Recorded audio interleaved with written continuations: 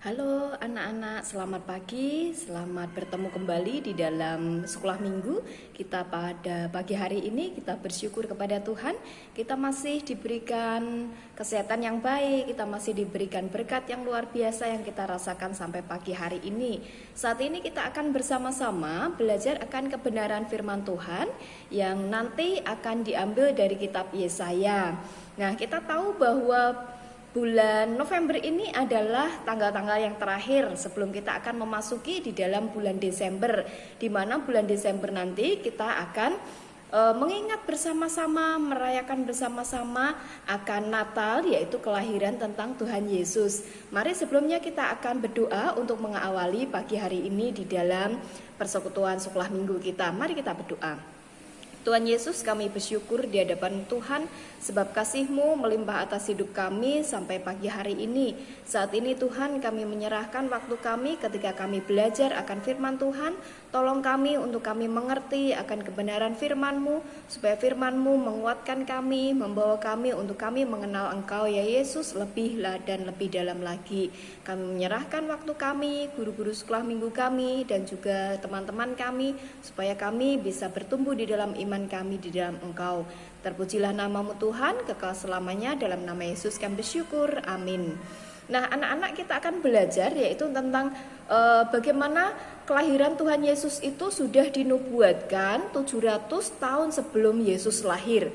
Wah, kalau kita melihat di dalam nubuatan ini sungguh luar biasa karya Tuhan yang Tuhan berikan kepada kita supaya Tuhan Yesus itu lahir dan misi penyelamatan Allah itu melalui Tuhan Yesus dapat kita rasakan sampai sekarang. Ya, kita akan membuka Alkitab kita di dalam Yesaya, yaitu ayat Yesaya 7 ayatnya yang ke-14. Saya akan membacakannya. Sebab itu Tuhan sendirilah yang akan memberikan kepadamu suatu pertanda. Sesungguhnya seorang perempuan muda mengandung dan akan melahirkan seorang anak laki-laki, dan ia akan menamakan dia Immanuel. Nah, anak-anakku sekalian yang terkasih dalam Tuhan Yesus, nubuatan ini sudah terjadi, bahkan bukan cuman Nabi Yesaya yang diberikan nubuatan ini untuk menubuatkan bahwa nanti akan datang seorang Mesias, ya, yang akan membawa keselamatan bagi orang-orang Israel. Waktu itu memang orang-orang Israel itu ada dalam tekanan yang besar, ya, tekanan yang besar karena peperangan, karena banyak negara-negara atau kerajaan-kerajaan yang lain yang menyerang kerajaan Israel sehingga mereka tertekan dan mereka berteriak kepada Tuhan untuk memberikan kebebasan, ya, pembebasan bagi mereka. Tetapi Nabi Yesaya ini dan juga nabi-nabi lain, ada Mika juga yang menubuatkan tentang kedatangan Tuhan Yesus, memberikan pengharapan, ya, memberikan pengharapan kepada mereka bahwa suatu saat nanti akan ada lahir, ya, raja untuk orang Israel. Tetapi pikiran orang-orang Israel waktu itu rajanya adalah raja yang membawa kebebasan, itu bukan kebebasan dari dosa. Mereka berpikir bahwa mereka akan bebas dari tekanan ataupun dari peperangan yang terjadi. Seperti itu. Tetapi yang dinubuatkan oleh Yesaya ini adalah seorang raja atau seorang anak yang akan dilahirkan oleh seorang perawan, yaitu Maria. Nah, ini akan membawa kebebasan bagi kita secara rohani, secara jiwa, ya, secara jiwa, yaitu menyelamatkan kita dari perbudakan dosa yang membelenggu kita selama ini. Nah, kita akan lihat lagi masih di Yesaya, yaitu Yesaya 9 ayatnya yang ke pertama bagian B sampai yang ke-6. Akan saya membacakannya, ya. Bangsa yang berjalan di dalam kegelapan telah melihat terang yang besar. Mereka yang diam di negeri kekelaman, atasnya terang telah bersinar. Engkau telah menimbulkan banyak sorak-sorai dan sukacita besar. Mereka telah bersukacita di hadapanmu, seperti sukacita di waktu panen, seperti orang bersorak-sorai di waktu membagi-bagi jarahan. Sebab kuk yang menekannya dan gandar yang ada di atas baunya, serta tongkat si penindas telah kau patahkan seperti pada hari kekalahan Midian. Sebab setiap sepatu tentara yang berderap-derap dan setiap jubah yang berlumuran darah akan menjadi umpan api. Sebab seorang anak telah lahir untuk kita, seorang putra telah diberikan untuk kita, lambang pemerintahan ada di atas baunya, dan namanya disebut orang penasihat ajaib, Allah yang perkasa, Bapa yang kekal, Raja damai. Besar kekuasaannya dan damai sejahtera tidak akan berkesudahan di atas tahta Daud dan di dalam kerajaannya, karena ia mendasarkan dan mengokohkannya dengan keadilan dan kebenaran dari sekarang sampai selama-lamanya. Kecemburuan Tuhan semesta alam akan melakukan hal ini. Nah, itu adalah nubuat yang diberikan atau yang dilihat oleh Nabi Yesaya yang diungkapkan lama sekali sebelum Tuhan Yesus lahir, tetapi itu akan digenapi di dalam Tuhan Yesus ketika dia dilahirkan oleh seorang perawan Maria. Nah, itu adalah suatu misi besar Allah atau tujuan Allah yang luar biasa yang diberikan kepada kita.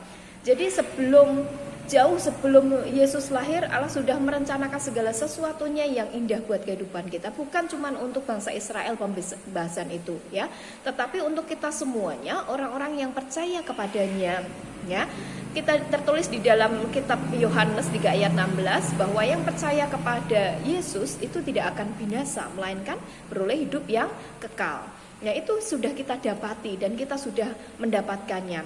Jika Tuhan Yesus lahir pada 2000 tahun yang lalu di sebuah kandang yang hina, di sebuah tempat yang mungkin tidak diinginkan oleh orang lain untuk dilahirkan di situ. Nah, kalau sekarang bayi-bayi lahir itu bayi yang sangat luar biasa, ya, lahirnya di tempat yang bersih, terus ditolong oleh dokter dan sebagainya. Tetapi waktu itu Tuhan Yesus lahir di kandang yang hina untuk siapa? Yaitu untuk kita.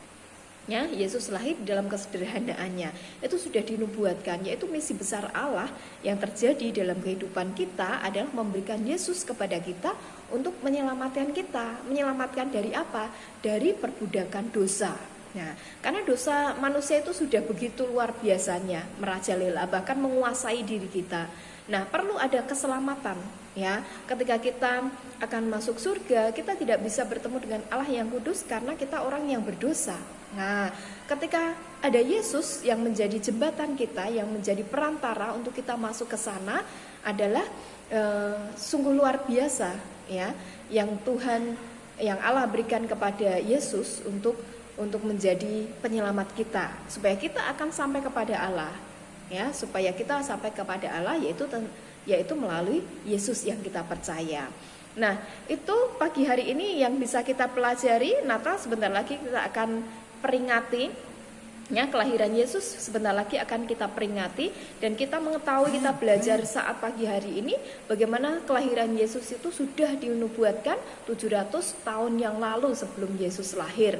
Nah, misinya adalah bahwa Yesus dilahirkan di dunia ini yaitu untuk menyelamatkan kita orang-orang berdosa. Apakah anak-anak semuanya mau mengabarkan semua ini tentang Tuhan Yesus ini kepada semua orang, ya? Apakah untuk diri kita sendiri? Nah, kita diharapkan untuk kita mengabarkan keselamatan itu juga kepada orang lain, supaya orang lain juga mendengarkan dan bahkan mempercayai Yesus sebagai Tuhan dan Juru Selamat, dan akhirnya membawa jiwa mereka kelak akan bersama-sama dengan Tuhan di surga yang mulia. Terima kasih, dan saat ini kita akan akhiri di dalam doa kita. Terima kasih Tuhan Yesus untuk firman-Mu yang singkat, yang membawa kami untuk kami mengerti bagaimana Engkau mempunyai misi keselamatan untuk kami, orang-orang yang berdosa di hadapan-Mu. Terima kasih untuk semuanya itu.